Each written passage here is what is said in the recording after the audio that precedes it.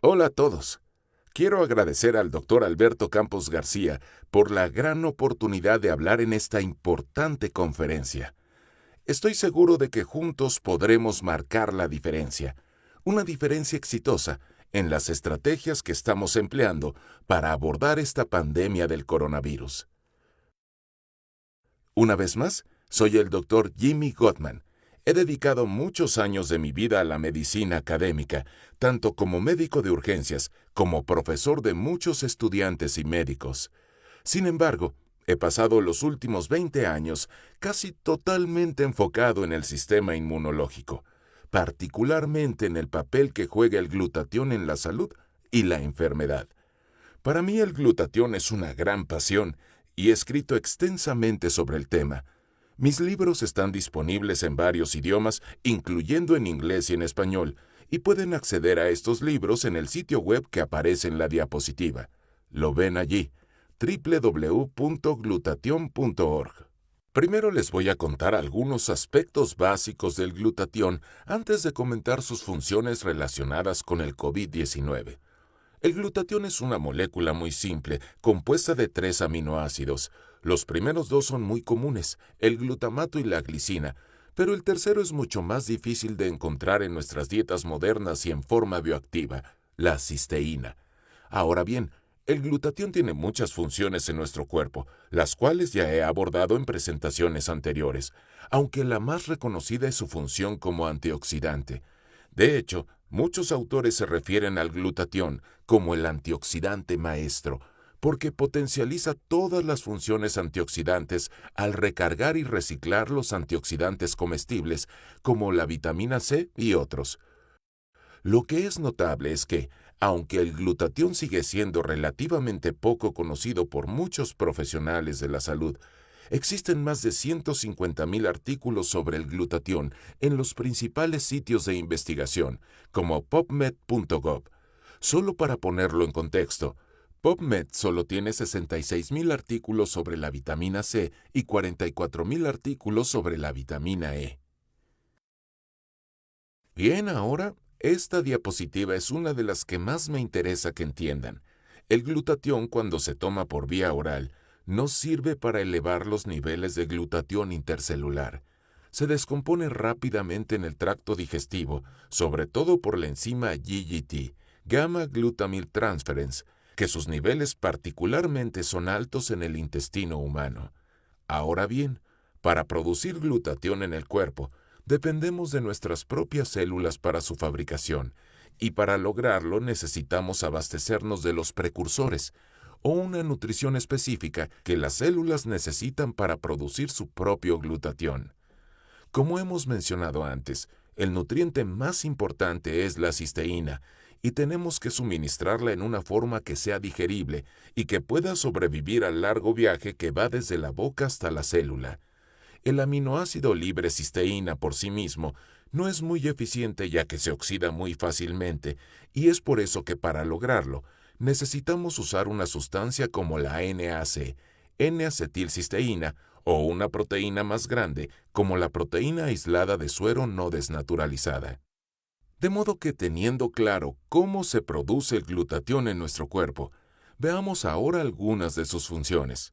De manera muy breve, el glutatión es la molécula principal de señalización y control de todas las funciones metabólicas de redox. Juega un papel importante en la desintoxicación celular de compuestos orgánicos e inorgánicos, y uno de sus mecanismos más interesantes es la capacidad de mantener una gran respuesta inmunológica, apoyando la función y la multiplicación de los leucocitos. De hecho, la función inmunomoduladora del glutatión es lo que impulsa la investigación sobre el uso del glutatión directamente como agente antiviral. Existen muchos documentos donde se describen estas propiedades antivirales.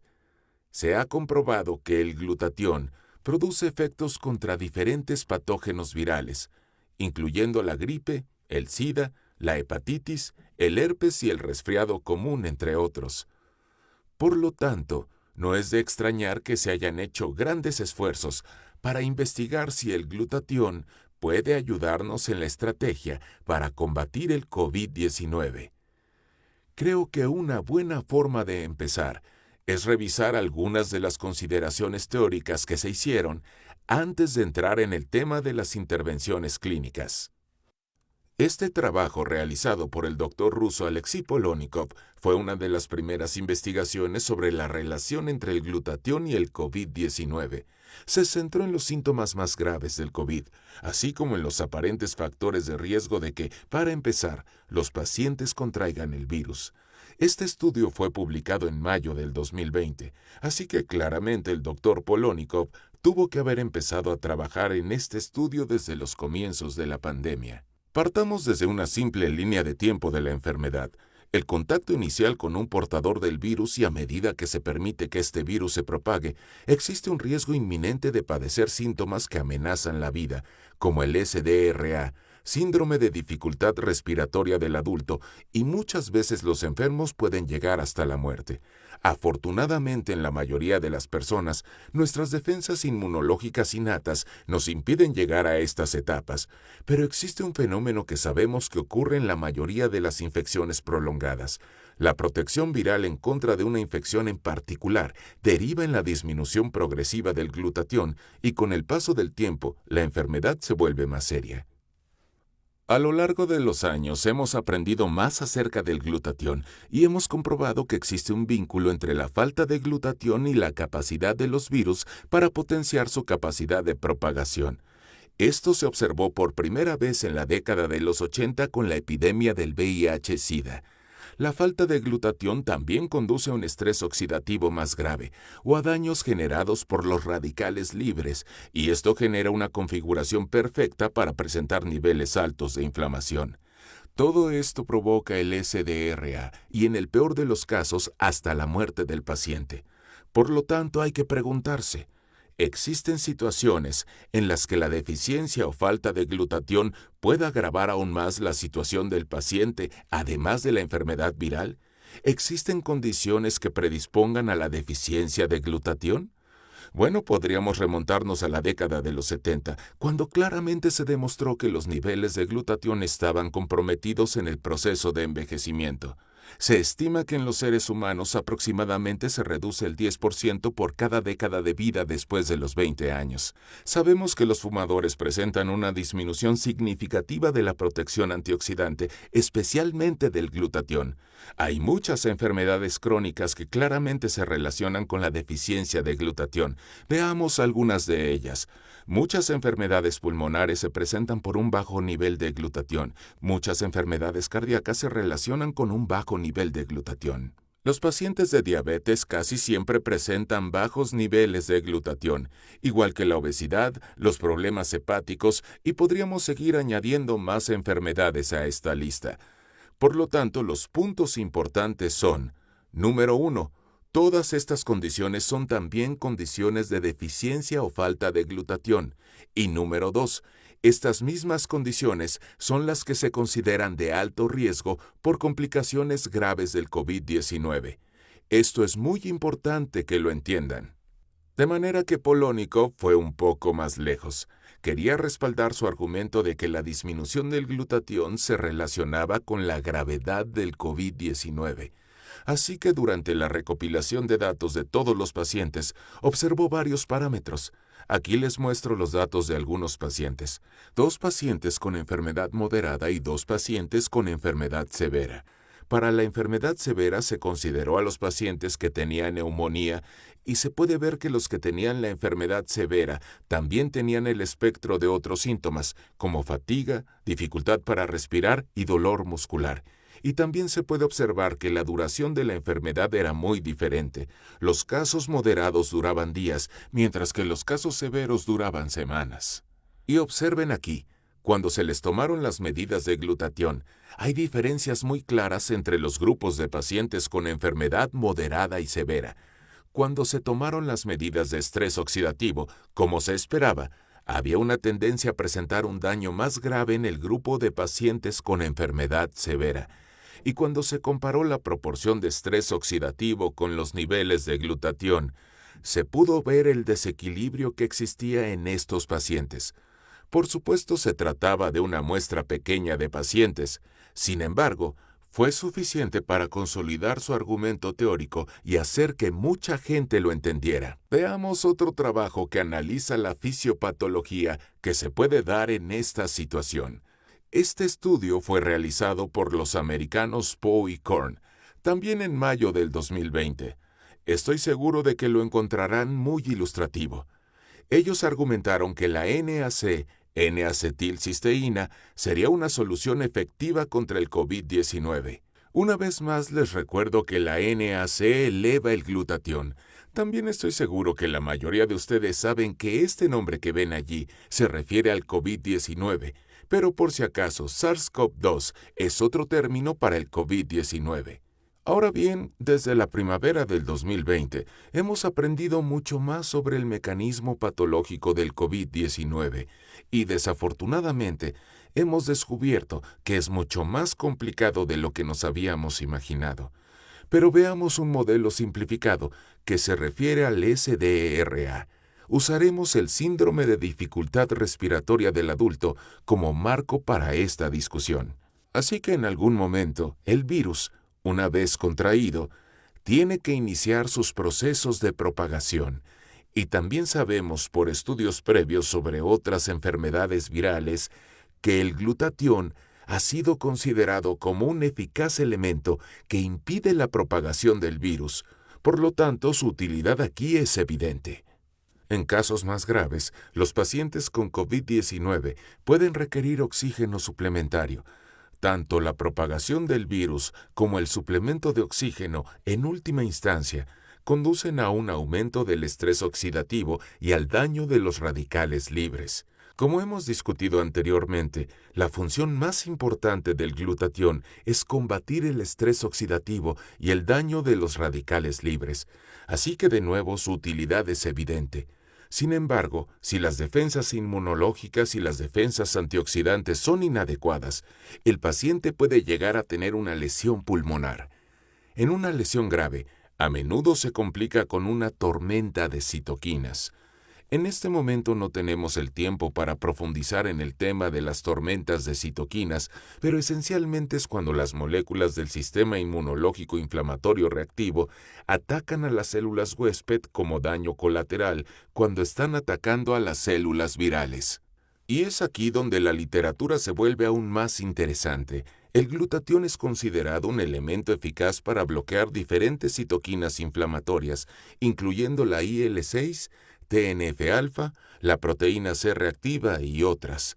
Esencialmente aquí, el glutatión puede actuar como un antiinflamatorio, y los médicos están haciendo grandes esfuerzos para eliminar la inflamación de las citoquinas y evitar que el paciente presente SDRA utilizando altas dosis de esteroides. Se ha propuesto que se incluya al glutatión como parte de los esfuerzos para combatir al COVID-19, y solo como mero comentario, en mi último libro también escribí sobre el glutatión como un elemento efectivo para evitar el SDRA en otras enfermedades.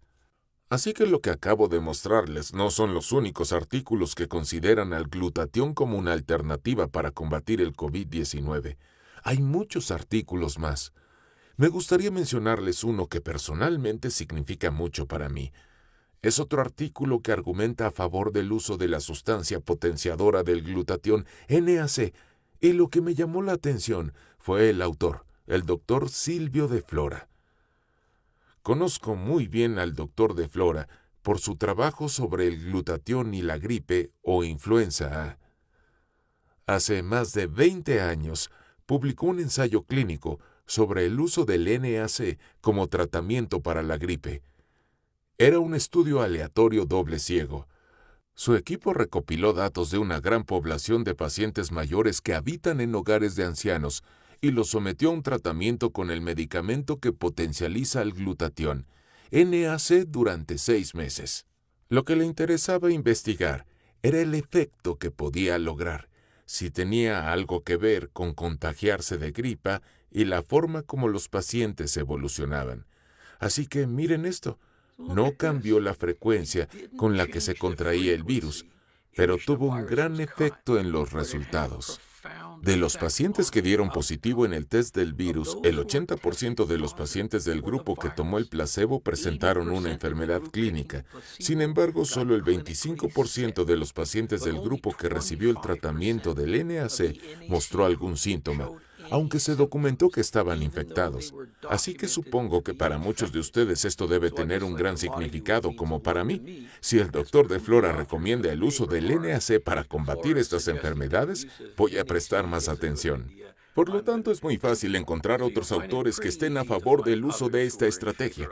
Muchos sugieren el uso del NAC, muchos sugieren otras formas para aumentar el glutatión, algunos sugieren el uso de técnicas intravenosas, otros prefieren agentes orales.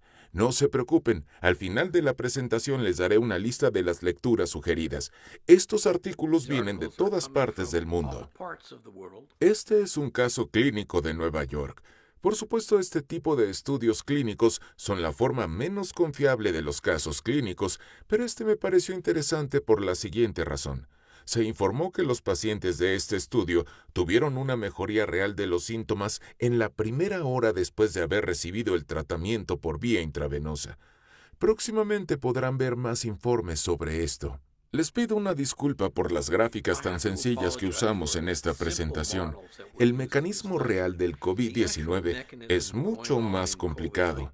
Se está haciendo bastante evidente que esta infección del coronavirus es una enfermedad del multisistema y hay muchos aspectos que aún se están descubriendo.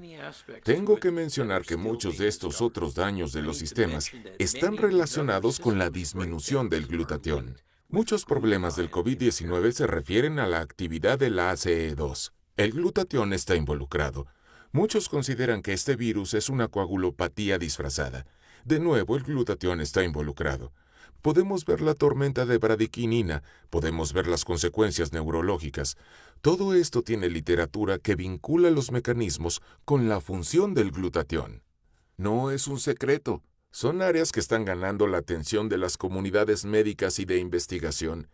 Una visita rápida al sitio clinicaltrials.gov revela una lista en constante crecimiento de los ensayos clínicos que se han planteado o que ya están en curso para estudiar la relación entre el glutatión y el COVID-19. Echemos un vistazo rápido. Aquí están algunos de ellos.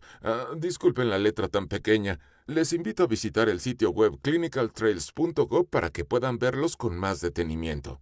Por ejemplo, uno que realmente deseo ver es el estudio del Instituto Sloan Kettering de Nueva York. Es un área que cada vez gana más terreno. Y si alguno de ustedes participantes de esta conferencia son investigadores o tienen la oportunidad de estudiar el COVID-19, me encantaría poder estar en contacto con ustedes. Tal vez podríamos trabajar juntos. Y finalmente, en las últimas 3 diapositivas les mostraré algunas referencias a las que pueden acceder. Voy a mostrárselas rápidamente. Estoy seguro de que si lo desean pueden recibir una copia de esta presentación de manera que puedan tener la conferencia por escrito. Una vez más agradezco sus aportaciones y su experiencia, y desde luego espero recibir noticias de todos ustedes próximamente, y gracias de nuevo por su participación y atención. Les deseo lo mejor para su salud y cuídense. Muchas gracias.